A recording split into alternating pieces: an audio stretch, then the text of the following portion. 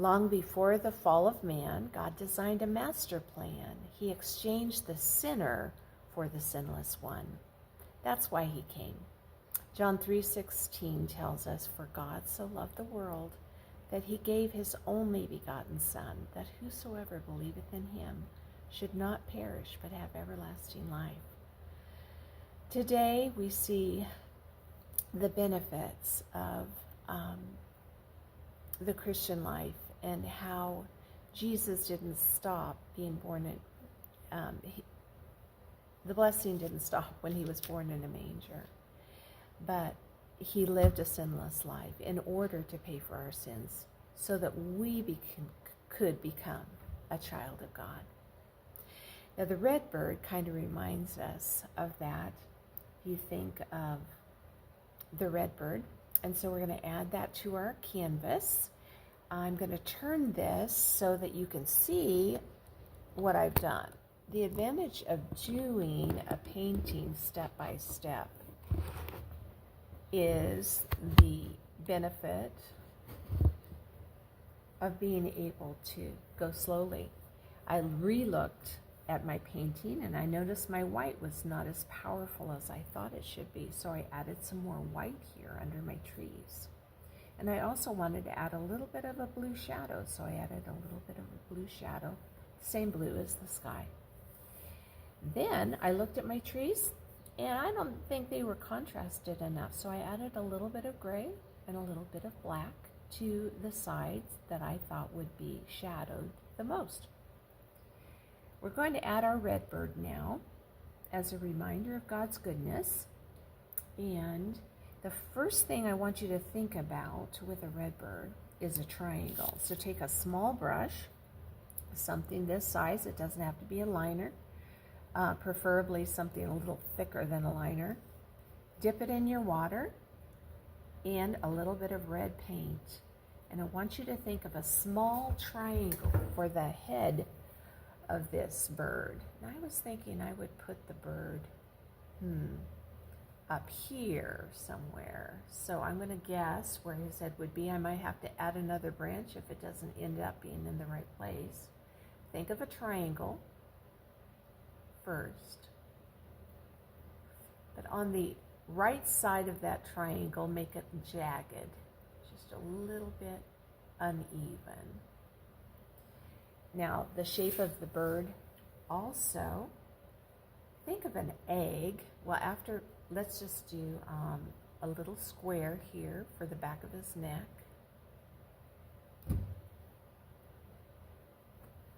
Dip your brush in red again if you need to.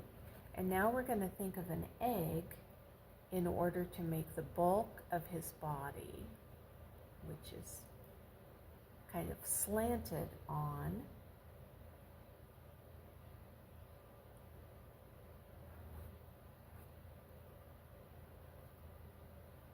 the canvas. We're just getting the basic shape in right now.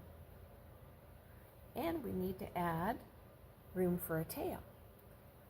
So the tail is almost like a V. It's going to come almost straight down and out, and a little bit wider at the end than it is when connected to the body.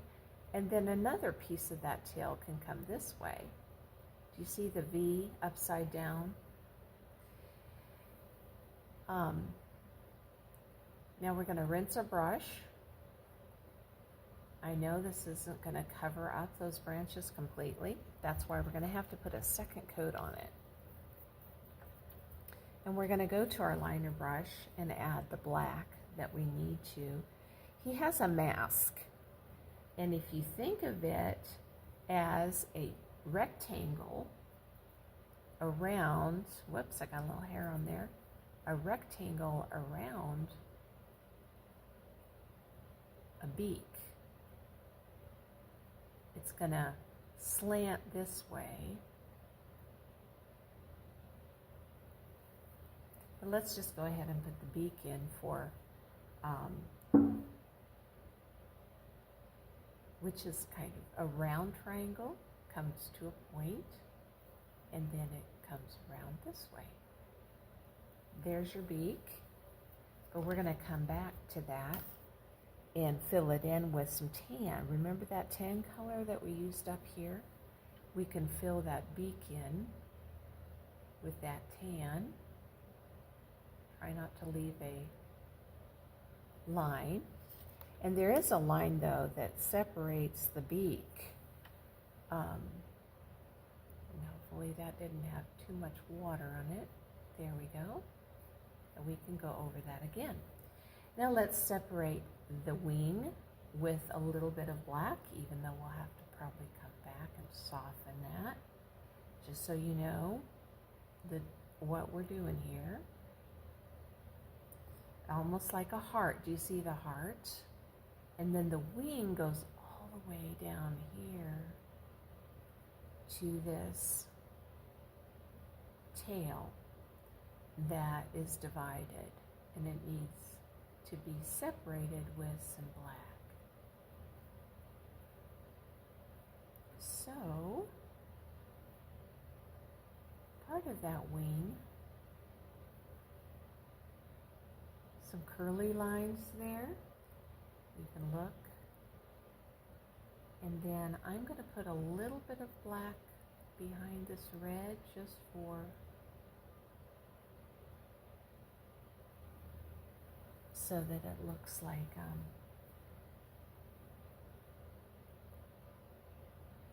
so it's defined. And then I'm going to put this black underneath his belly, but I don't want it to stay a solid black, so I'm going to take some red again with my liner brush and put some red on top of that black, and that'll make it look like a shadow rather than a line.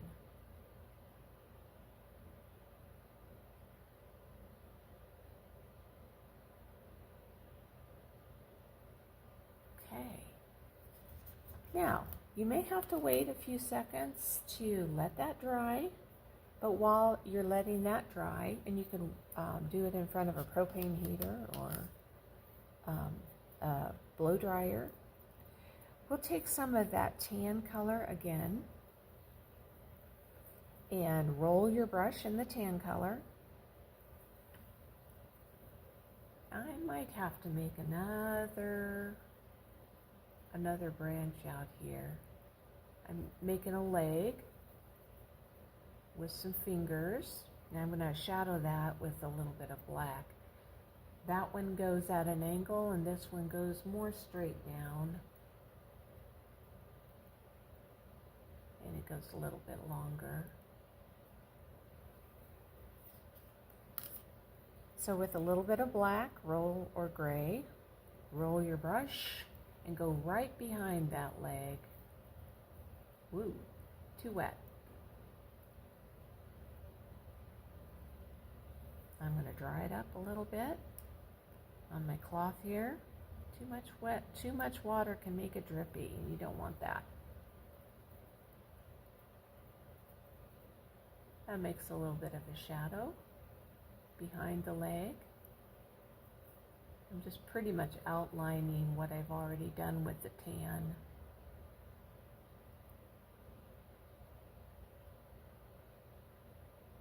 Okay, now let's make a branch right there that goes right underneath his feet. Now, if you put yours on a branch already, good for you. You got your dimensions right. But I'm going to make mine fit where I put him. And he could just sit there with no legs if you wanted him to.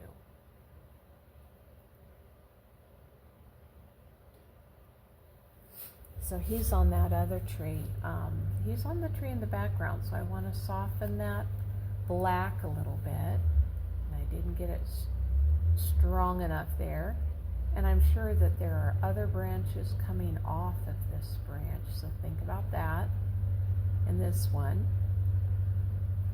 with your liner brush, it should be easy to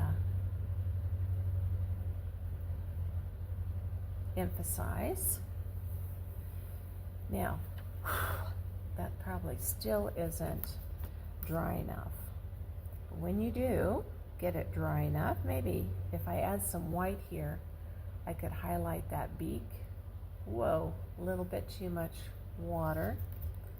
Make sure my brush is dry enough.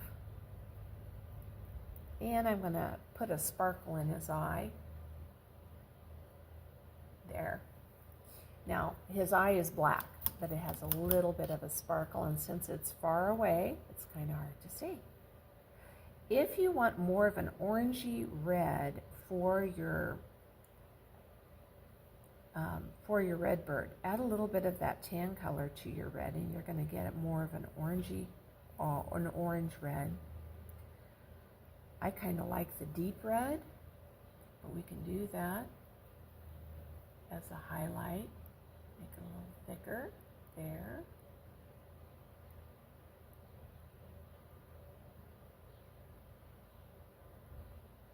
And that beak should be a little bit on the orange side too. Now, since my black was too wet, I may have to go back and make a thin line in the middle of the beak in order to separate it like this. But you have your